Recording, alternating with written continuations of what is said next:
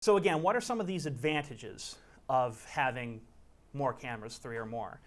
You can achieve definitely a more professional look, maintain audience interest by switching in and out, so on and so forth. You can help your audience focus on points of interest, like kind of what we're doing right now with the screen. And you could have a backup camera in case one craps the bed or something like that. Bam, look, you still have 2 cameras working. It's not the end of the world. And it also allows you to access more options to reintroduce and repackage production in post. You have more options. They were there. So if something bad happened live, like it's happened with us a few times, having multiple cameras has allowed us to go back in and fix it. Which gets to our studio.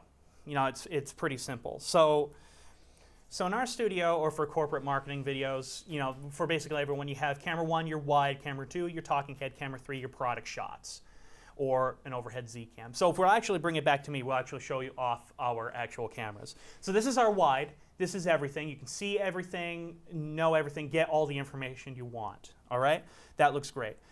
Camera 2 is a product shot on just our products. So you can check those out, right? And the next one could be our Z-cam, which our Z-cam is looking straight down at a product. We could put one here to really show off some other specs and so on and so forth, just to get another bird's eye view looking down at what's happening. Then we have one that's a close-up on the presenter, which is me in this case. That's camera 3.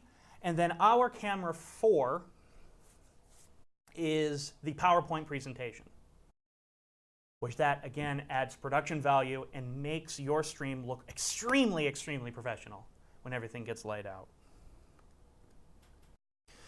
And here's a diagram of our set. Again, we just literally showed you, so I'm not going to go into it. I'm not going to really draw on it.